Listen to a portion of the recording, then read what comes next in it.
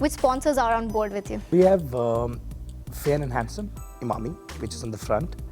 We have DHFL, which is our own internal company, the flagship company, which is on the back. And we have Season Small, which is from Pune, and Microman, which are on the sleeves. And then we have another internal brand called Avance. It's an education loan company, which is on the neck here. Okay. We have Adidas as the kitting partner with us. And on our shorts is HRX, which is a Hrithik Roshan brand. Speaking of Hrithik, actually, how is it like to have him as a co-owner of the franchisee? Like, how involved is he in the decision making of the group? He's not a technical guy, so obviously he's not really involved, but he is very involved from the point of view of a couple of things. Like he was a part of the auction process. So he came up and while we were selecting players and we were picking up players, he was part of the sitting with the coach and the technical team and all of us.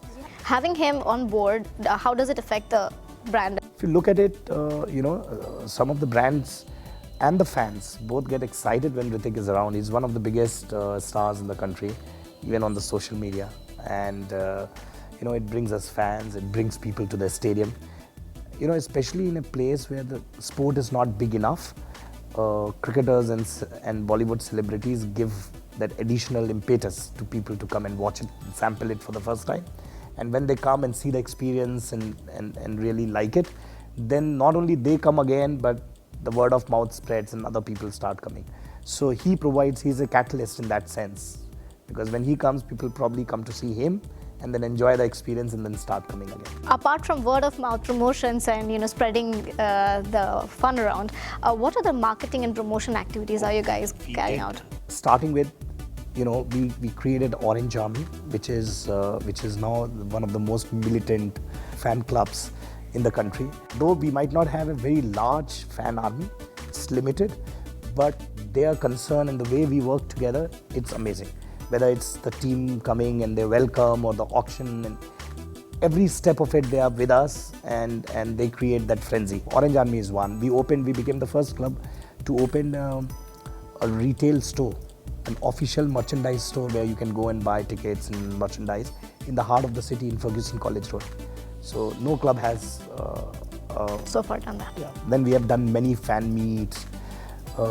We do a program called My City. My Club, My City, which is about everyone from the city takes pride in being a Punekar, and the corporates then support by buying bulk tickets, sending their employees out to them, and they say, this is my city and this is my club. So it's a partnership program that we are running. So many such initiatives we are taking throughout the year. You are a sports enthusiast. You said you're passionate about sport and as well as a businessman. Sometimes do you have to take decisions which overrides the other?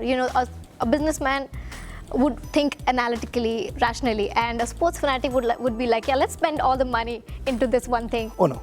How does that come about? You never.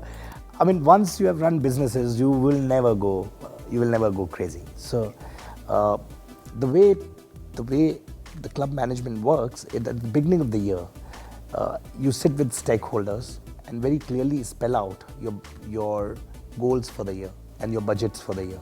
So that's laid down as step one.